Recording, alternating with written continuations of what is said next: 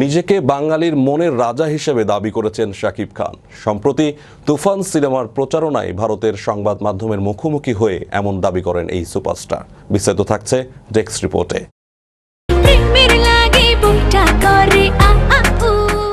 আড়াই দশকের লম্বা পথ চলায় খেটে খেটে নিজেকে নিয়েছেন ঢালিউড কিং শাকিব খান। শাকিবকে এই জায়গায় আনতে সবচেয়ে বেশি অবদান ভক্তদের ভালোবাসার। ভক্তদের মনে তার আধিপত্য যে কতটা ভালো করেই জানেন তা। ভারতীয় সংবাদ মাধ্যমকে দেয়া এক সাক্ষাৎকারে নিজেকে বাঙালির মনের রাজা হিসেবে ঘোষণা করলেন এই সুপারস্টার। কিং খানের রাজার রাজত্ব এমন প্রশ্নের উত্তরে শাকিব বলেন, সত্যি যদি রাজা হতাম তাহলে তো হতোই। এ প্রসঙ্গে তিনি আরো বলেন, তাকে হয়তো অনেকে মুড়ি ভাবেন, যারা সামনে থেকে দেখেননি এমন সংখ্যাই বেশি।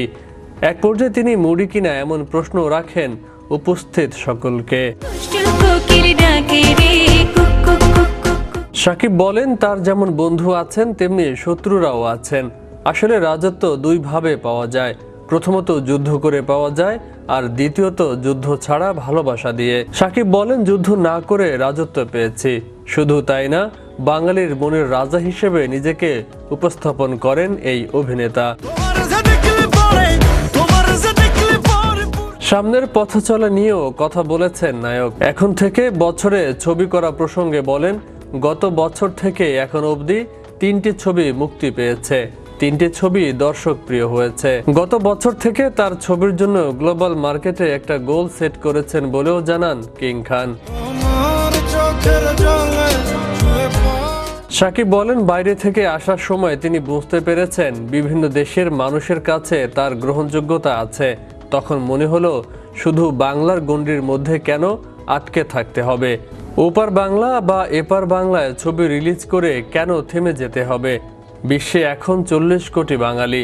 প্রিয়তমা দিয়ে এই জার্নিটা শুরু হয়েছে বলেও জানান শাকিব খান। 5 জুলাই ভারতে মুক্তি পেয়েছে তুফান সিনেমাটি। ছবিটির প্রচারণায় ভারতে উড়ে গেছেন কিং খান। তাকে অভ্যর্থনা জানাতে এসেছিলেন পশ্চিমবঙ্গের এক ঝাঁক তারকা। তারই এক ফাঁকে ভারতীয় সংবাদ মাধ্যমের কাছে নিজেকে বাঙালির মনের রাজা হিসেবে পরিচয় করিয়ে দেন এই অভিনেতা। বিশ্ব বাংলা 24 বিনোদন ডেস্ক।